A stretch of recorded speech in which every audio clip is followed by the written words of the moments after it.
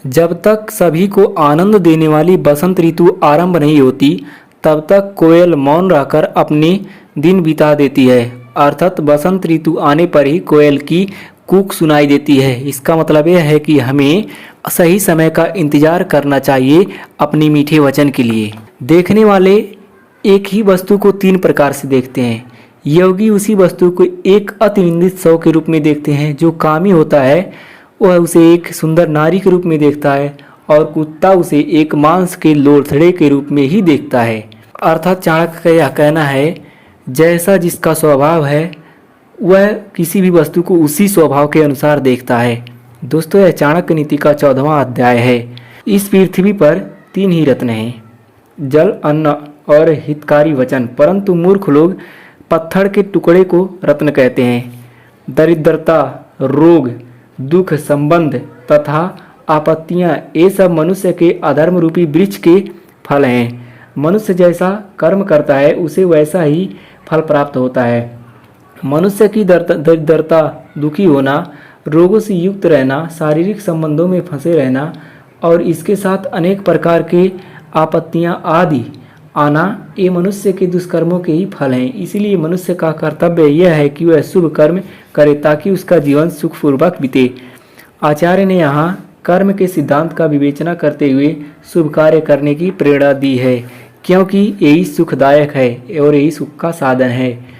धन भी पुनः प्राप्त हो सकता है, मित्र भी मिल सकते हैं, पत्नी भी फिर से मिल सकती है। ये सब वस्तुएं मनुष्य को बार बार प्राप्त हो सकती हैं, परंतु यह शरीर बार बार नहीं प्राप्त हो सकता। निश्चित रूप से बहुत से मनुष्यों का संगठन मिलकर शत्रु को जीत सकता है। मनुष्यों का समुदाय अर्थात उनका संगठन शत्रु को जीतने में उसी प्रकार सफल रहता है जिस प्रकार इकट्ठे किए हुए तिनके के जल की धारा को रोक देते हैं। अर्थात घास फूस का छप्पर वर्षा के पानी को रोककर हमें रक्षा करती है।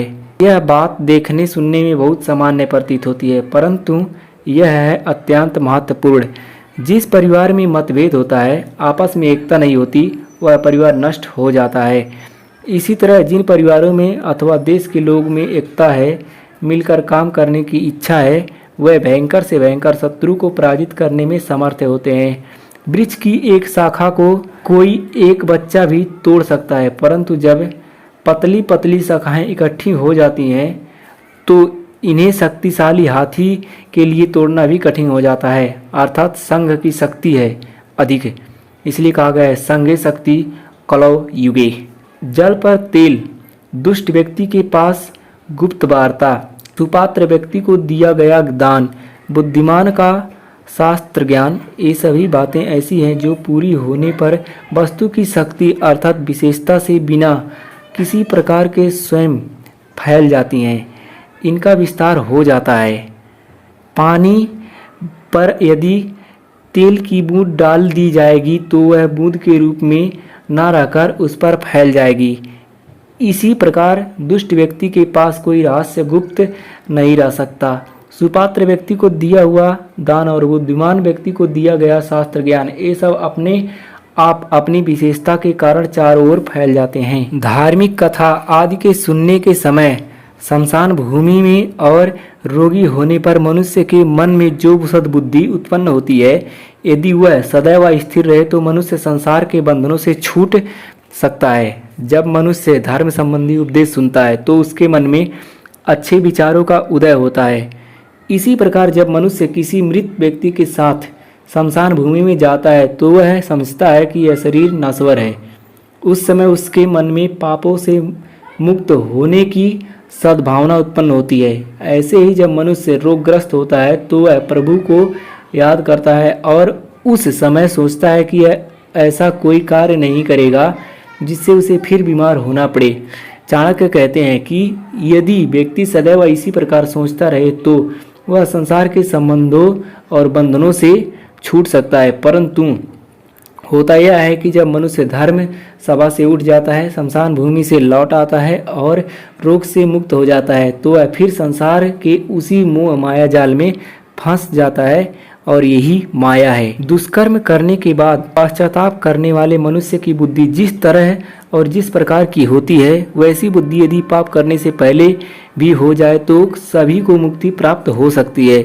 मनुष्य बुरा कार्य करने के बाद पछताता है, उसे अपने किए हुए कार्य पर पछतावा होता है। वह जानता है कि उसने वह किया है जो उसे नहीं करना चाहिए। चाणक्य कहते हैं कि यदि दुष्कर्म करने से पहले ही मनुष्य के विचार वैसे ही हो जाएं जैसे पश्चाताप के समय होते हैं, तो कोई भी दुष्कर्म ना हो। दान, तपस्या, वीरता, ज्ञान, विनम्रता और नीतिवान होने में मनुष्य को सबसे बड़ा होने का अभिमान नहीं करना चाहिए, क्योंकि पृथ्वी अनेक अमूल्य रत्नों से भरी हुई है।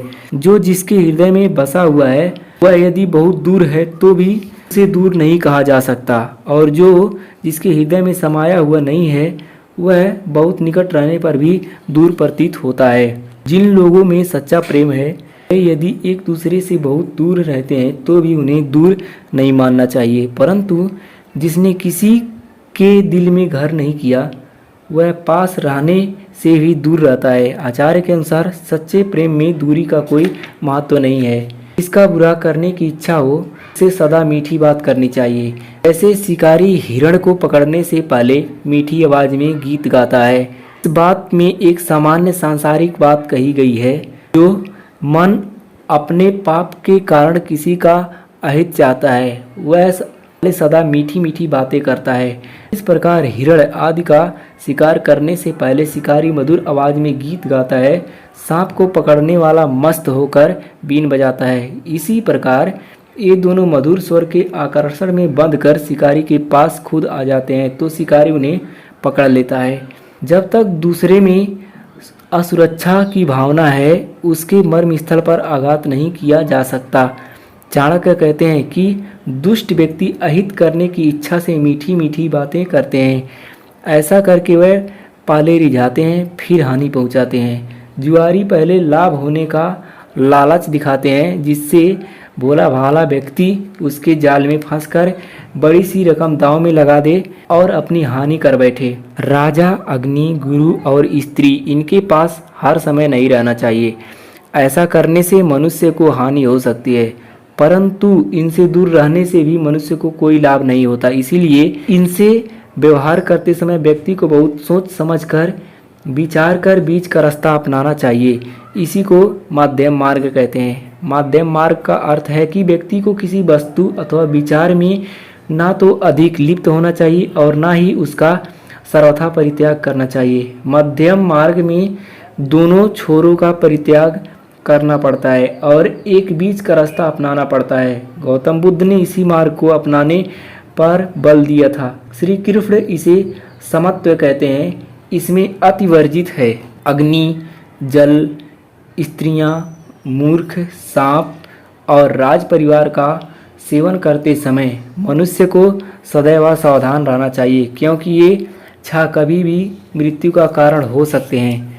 संसार में वही जीवित रहता है जिसमें गुण और धर्म जीवित रहता है। गुणों और धर्मों से रहित मनुष्य का जीवन व्यर्थ है। इस संसार में गुणी व्यक्तियों के जीवन को श्रेष्ठ माना जाता है। इस प्रकार धर्मात्मा व्यक्तियों का जीवन ही जीवन है, परंतु जिस व्यक्ति में ना तो कोई गुण है और ना ही धर्म, उसका जीवन बिल्कुल व्यर्थ है। हे मनुष्य, यदि तू किसी एक ही कर्म द्वारा सारे संसार को अपने वश में करना चाहता है तो तू दूसरों की निंदा करने वाली अपनी वाणी को वश में कर ले, अर्थात दूसरों की निंदा करना छोड़ दे। दूसरों की निंदा छोड़ने का अर्थ है अपनी आलोचना और दूसरों के गुणों का ग्रहण करना। ऐसा करने वाला सहज रूप से विश्व को जीत लेगा। जो अवसर के अनुकूल बात करना जानता है, जो अपने यश और गरिमा के अनुकूल मधुर भाषण कर सकता है और जो अपनी शक्ति के अनुसार क्रोध करता है, उसी को वास्तव में विद्वान कहा जाता है। व्यक्ति को अवसर के अनुकूल ही वाक्यों का प्रयोग करना चाहिए और उस समय इस बात का सदैव ध्यान रखना चाहिए कि इससे प्रतिष्ठा बढ़ेगी अथवा घटेगी। जो व्यक्ति समय के अनुकूल बात नहीं करता, जिसे अपने मन मान का कोई ज्ञान नहीं है या जो प्रिय भाषण अथवा मधुर भाषण करना नहीं जानता, वह मूर्ख है। जो व्यक्ति समय के अनुरूप बात करता है, अपनी शक्ति के अनुसार क्रोध करता है, वही पंडित अथवा सब कुछ जानने वाला विद्वान है। एक ही चीज को देखने वाले प्राणी 3 प्रकार से देख सकते हैं। योगी उसी को अति दृढ़ सौ के रूप में देख सकते हैं। कामी उसे एक सुंदर स्त्री या भोग समान के रूप में देख सकते हैं। कुत्ता उसे खाने योग्य मांस के लोथड़े के रूप में देखता है। भेद दृष्टि का है, वस्तु तो एक ही है। यहाँ भेद सिर्फ दृष्टि का ही है, लेकिन वस्तु एक ही है। जैसी दृष्टि वैसी सृष्टि, यह एक व्यवहारिक और दार्शनिक सिद्धांत है। आचार्य ने सुंदर उदाहरण से इसकी पुष्टि की है। बुद्धिमान व्यक्ति को चाहिए कि सिद्ध हुई औषधि, अपने द्वारा किए जाने वाले धर्म आचरण, घर के दोष, स्त्री के साथ का संसर्ग, कुभोजन तथा सुने हुए निंदित वचन किसी के सामने प्रकट ना करे। जब तक सभी को आनंद देने वाली वसंत ऋतु आरंभ नहीं होती, कोयल तब तक नहीं बोलता है, मौन ही रहता है। अर्थात हमें भी अपने आवाज़ को मधुर बनाने के लिए, अपनी बात को ठीक ढंग से रखने के लिए अधिक से अधिक मौन ही रहना चाहिए। जीवन को सही से बिताने के लिए धर्म का आचरण, धन पैदा करना, अन्नों का संचय, गुरु के वचनों का पालन, अनेक प्रकार की औषधियों का संग्रह विधि पूर्वक और यत्न से करना चाहिए। मनुष्य को चाहिए कि धन, धर्म, अन्न, गुरु की कही हुई बातें और अनेक प्रकार की उपयोगी वस्तुएं का संग्रह करते रहना चाहिए। जो मनुष्य ऐसा नहीं करता, उसे जीवन में तरह तरह की कठिनाइयों का सामना करना पड़ता है। हे मनुष्य, दुष्टों के संग को त्याग दे और सज्जन पुरुषों का संग कर। दिन रात अच्छे कार्य किया कर। सदैव संसार को नाशवान समझकर परमेश्वर का ध्यान किया कर। मनुष्य को जीवन में क्या करना चाहिए और क्या नहीं, इसी का सूत्र है मानो यह बात। नैतिकता का सार संक्षेप निहित है इस बात में। दोस्तों, चाणक्य नीति का 14वां अध्याय यहीं पर समाप्त होता है। आप सभी को यह वीडियो कैसा लगा कमेंट में ज़रूर बताएं और चैनल को सब्सक्राइब कर वीडियो को लाइक करें। धन्यवाद।